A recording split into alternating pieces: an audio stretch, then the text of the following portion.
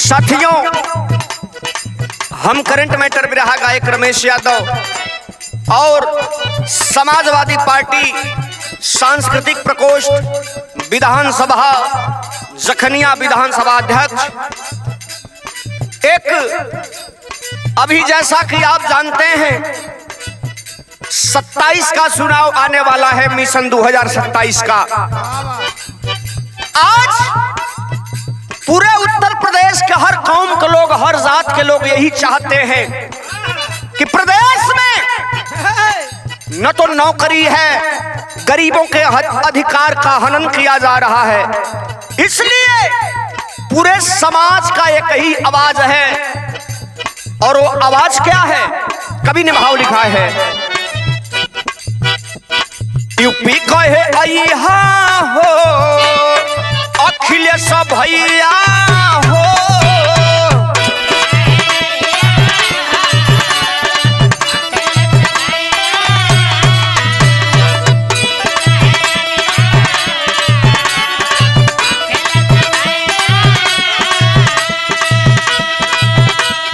PDA संग सपैया हो, करे सेवकैया हो,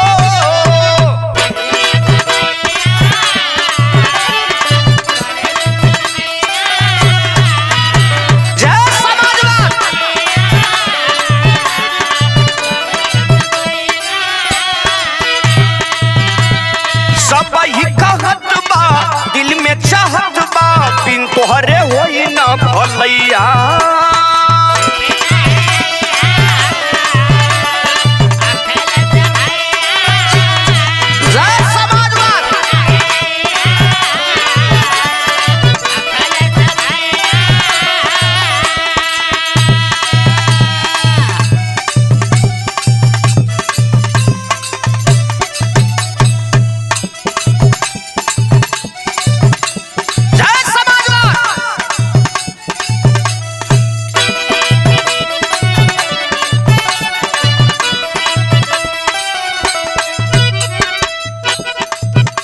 अखिलेश यादव जी की जब पूर्व में उत्तर प्रदेश में सरकार रही,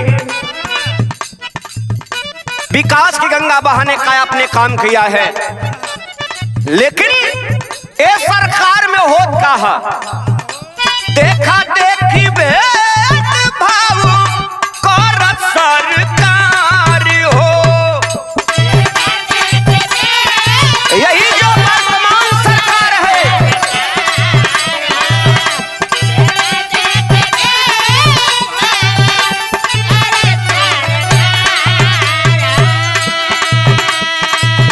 नहीं कौनो काम होता खत्म रोजगार हो।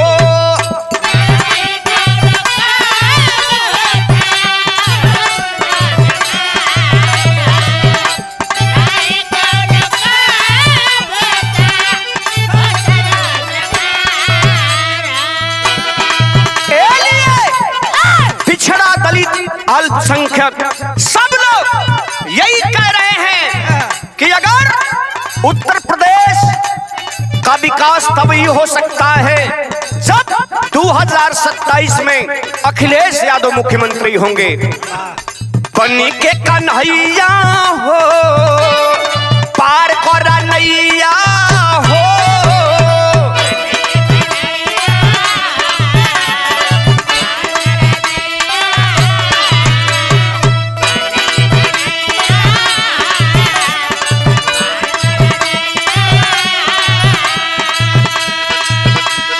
सीएम 27 में बात बीजे पगड़ी, साइकिल का झंडा लहर रही है।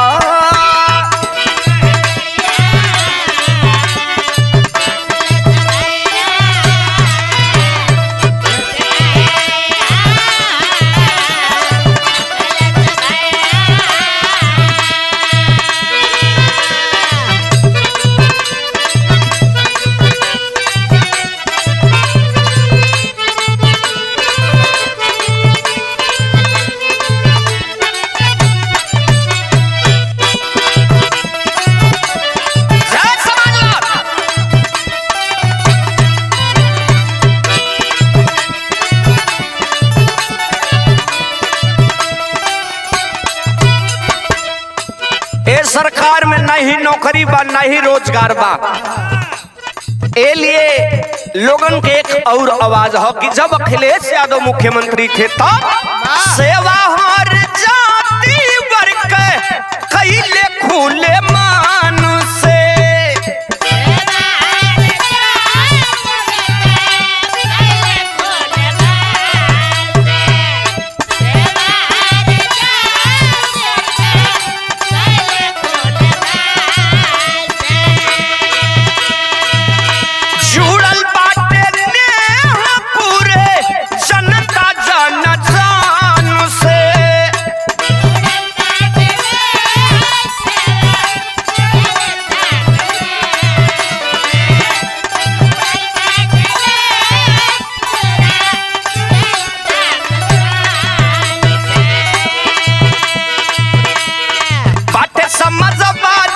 हे बाबू नादी यूपी का सपना सजैहा।